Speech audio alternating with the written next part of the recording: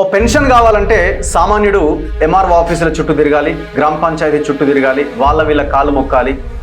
అయినా కూడా ఇంకా చాలామంది ఆ పెన్షన్లకు దూరంగానే ఉంటున్నారు ఈ దేశంలో, ఈ రాష్ట్రాల్లో. ముఖ్యంగా మన తెలంగాణలో ఉన్నాం కాబట్టి తెలంగాణ గురించే మాట్లాడదాం.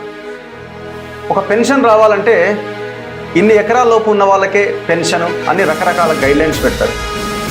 ఒక కారు వృత్తి కోసం ఒక కారు కొనుక్కున్న కారు డ్రైవర్లకి, క్యాబ్ డ్రైవర్లకు కూడా పెన్షన్ లేదు అనే పరిస్థితి మనం సమాజంలో ఈ రాష్ట్రంలో మనం చూస్తున్నాం. కానీ ఒక్కొక్క ఎమ్మెల్యేకి, ఒక్కొక్క ఎంపీకి వస్తున్న పెన్షన్ ఎంత? అసలు ఒక పెన్షన్కే దిక్కులేదు జనానికి.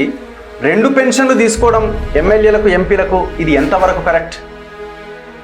ఎమ్మెల్యేగా పోటీ చేసి, ఎమ్మెల్యేగా గెలిచి ఆ పీరియడ్ అయిపోగానే మళ్ళీ ఎంపీగా అవకాశం దొరికితే ఎంపీగా పోటీ చేసి, ఒకవేళ వాళ్ళు మళ్ళీ పదవిలో లేకపోతే ఎమ్మెల్యే పెన్షన్ వస్తుంది, ఎంపీ పెన్షన్ వస్తుంది. ముఖ్యంగా మన తెలంగాణ గురించి మాట్లాడితే ఎమ్మెల్యేల పెన్షన్ విషయంలో మన రాష్ట్రమే టాప్లో ఉన్నది. అంటే ఎక్కువ అమౌంట్, ఎక్కువ పెన్షన్ ఇస్తున్న రాష్ట్రం తెలంగాణ. మన దగ్గర 50,000 నుంచి 70,000 దాకా పెన్షన్ వస్తున్నది. ఆంధ్రప్రదేశ్లో అయితే 30,000, ఇక ఎంపీలకైతే 30,000, 31,000 ఉన్నది.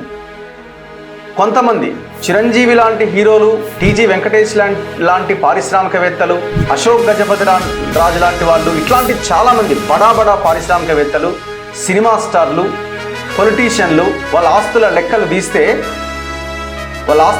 తీస్తే వందల వేల కోట్ల రూపాయలు ఉంటుంది. కానీ వీళ్ళు కూడా కనీసం 30,000 పెన్షన్ను కూడా వదులుకోలేని పరిస్థితిలో ఉన్నారు.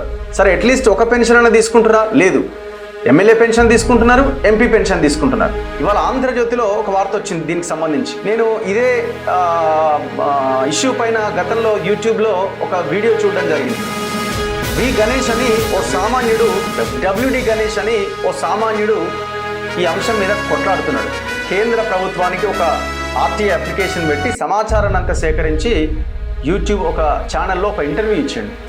ఆ ఇంటర్వ్యూ నన్ను కూడా చాలా ఆకర్షించింది. తనతో ఖచ్చితంగా నేను ఒక ఇంటర్వ్యూ చేయాలి అనుకున్నా. సో కొంత డిలే అయింది. సడన్గా ఇవాళ ఆంధ్రజ్యోతి పేపర్లో కథనం వచ్చింది, సేమ్ యాజ్ ఇట్ ఈజ్ ఇన్ఫర్మేషనే. సరే, అసలు సబ్జెక్ట్ విషయానికి వద్దాం. ఈ 2 పెన్షన్ల కథ ఏంది? ఎవరెవరు ఈ 2 పెన్షన్లు తీసుకుంటున్నారు?